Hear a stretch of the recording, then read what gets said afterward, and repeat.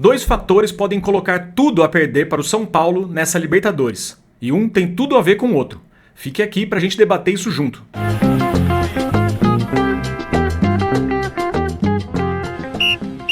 Bom, esse vídeo que a gente está fazendo é uma mistura de uma coisa que a gente tem pensado há bastante tempo e de uma sugestão de um grande amigo nosso, Dr. Breja, Alexandre Blide. Dr. Breja, quem é um grande apreciador de cerveja, não pode ficar sem seguir o canal dele no YouTube.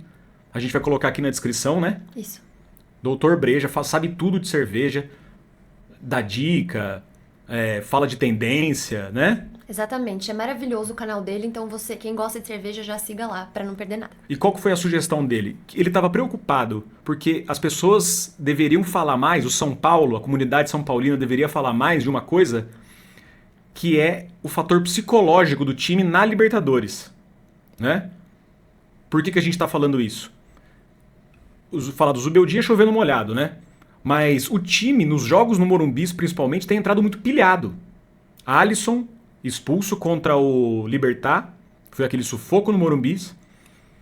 E o Bobadilla ter feito o que ele fez no...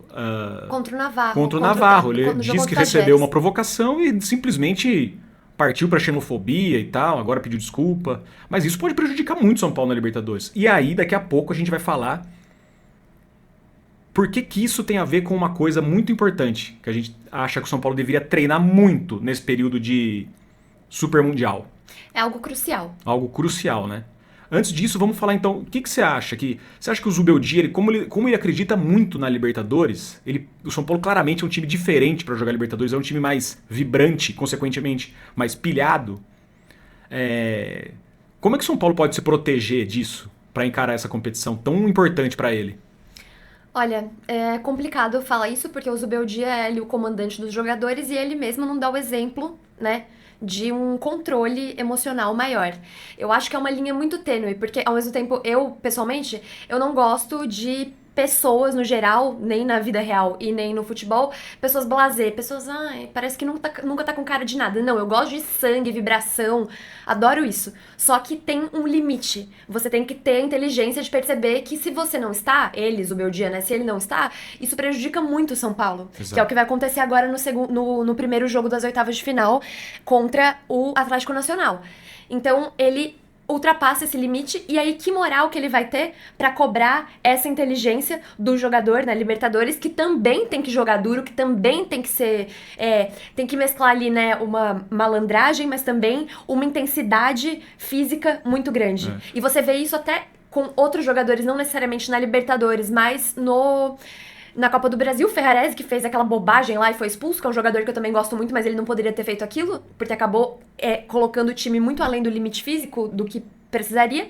E o próprio Enzo Dias, que pra mim é o melhor jogador do São Paulo na temporada, e nos 2 últimos jogos do Brasileiro cometeu 2 pênaltis. Mas aí entra também, eles estão cansados, e aí acaba prejudicando essa tomada de decisão, essa parte técnica.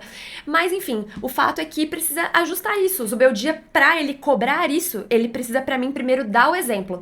E aí tem um outro ponto em relação ao ambiente do São Paulo, né, que a pessoa que era a profissional que era responsável pelo departamento de psicologia do clube, que era a doutora Anaí Couto, que foi quem, juntamente com um corpo externo ali de psiquiatras e psicólogos, fizeram, mas ela comandando, ela acompanhando o dia a dia do clube, foi ela que recuperou o Alisson de uma depressão profunda. Você imagina, aí o Luciano ajudou e também o Mike do Palmeiras. Não tá mais. E hoje em dia ele não tá mais, mas porque ela foi...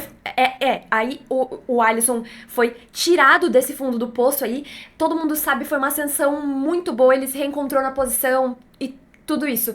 Só que daí, depois, o São Paulo demitiu a doutora Anaí Couto, ela foi até pro Corinthians, eu acho que hoje em dia, se eu não me engano, depois a gente pesquisei isso, eu acho que ela não está mais lá, mas ela foi muito importante para um dos principais jogadores do São Paulo, e que é o Alisson, e ela não foi continuado esse trabalho de psicologia dentro do clube. O que eles fazem? Eles colocam os jogadores para fazer trabalhos externos, como se fosse um freela. Vamos contratar aqui um psicólogo freelancer para situações pontuais. Só que o futebol, ele nem sempre, na minha opinião, é feito de situações pontuais. Cada clube, ele tem um contexto de um dia a dia. Existem diversas narrativas ali dentro, que, na minha opinião, é interessante ter um departamento pra isso É lá quase dentro. uma questão preventiva, né? Você vai tratando as questões, não na hora que tiver um trauma. Exato. É melhor você ir tratando desde já a sua cabeça para se preparar melhor, né? Tanto que você vê um grande indício disso, tudo que você falou, da ausência de algum profissional, é que o São Paulo, depois que ele perdeu o Libertadores ano passado, ele entrou em depressão. O time inteiro entrou em depressão, né? E aí, esse trabalho de psicologia, eu não sou psicóloga, não sou grande conhecedora disso, não. Só que eu imagino, vendo pelos relatos de outros clubes que têm esse departamento, não necessariamente é pra ficar lá falando ser ou não ser, e pegar o jogador e falar da infância dele, não é isso.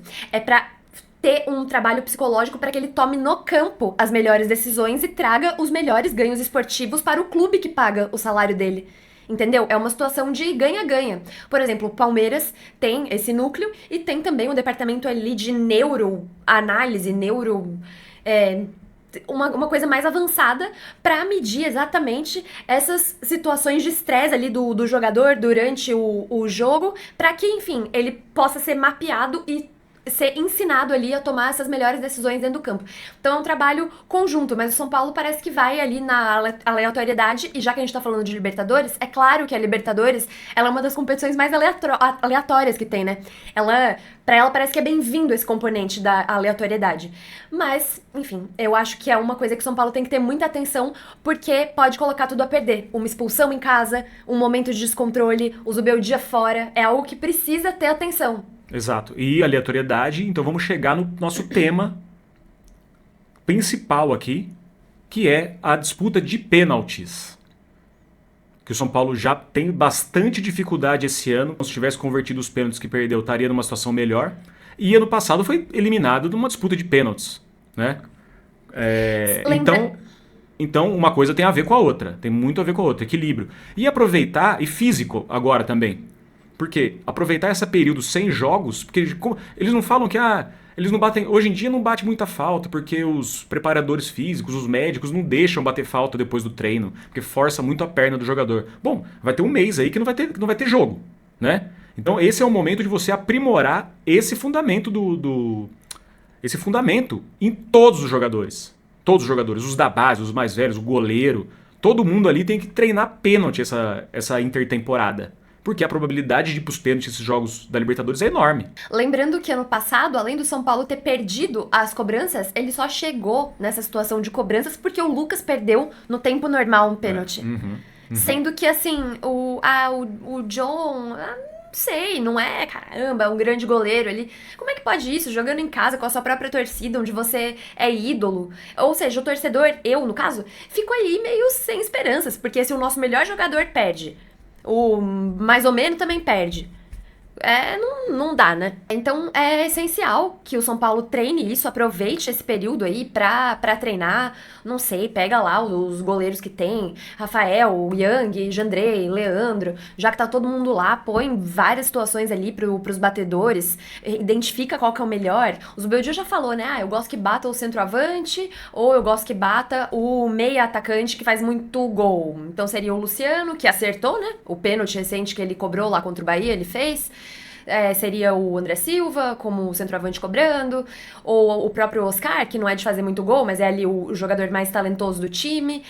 Eu não sei se necessariamente teria que ser dessa maneira, eu só sei que não é dado o devido peso ao quanto o São Paulo desperdiça por meio dessas cobranças. Não são simples gols perdidos. Pode ser você entrar na história ou não só nas cobranças de pênalti, mas em pênalti no tempo normal. Exatamente. É muito importante. Foi feito pro atacante, foi feito pro cobrador fazer esse gol. Meu Deus, não é possível. Exatamente. Toda vez, qualquer torcedor do São Paulo, desafio vocês, quando o São Paulo tem um pênalti, vocês ficam... agora é isso aí. Claro, a gente comemora, porque muitas vezes não tem tantas chances de gol. E justamente por não ter tantas chances de gol, se você tem o pênalti, ela é a chance de gol suprema. Precisa fazer. É isso. O que você acha? Deixa no comentário. Só acho que o São Paulo tem que se preparar melhor psicologicamente e treinar pênalti, porque vai vir coisa braba por aí. Curta o vídeo, ajuda a gente, se inscreva no canal para quem não é inscrito. Quem é inscrito, compartilha com amigos, familiares, quem gosta de São Paulo, quem gosta de futebol. Beleza? Um beijo pro meu pai, psicólogo, São Paulino doente, me fez São Paulino e tá sempre comentando, e se quiserem conversar com ele, é Alberto. Tá nos comentários. Beijo, Alberto. Obrigada por tudo. Beijo. Tchau.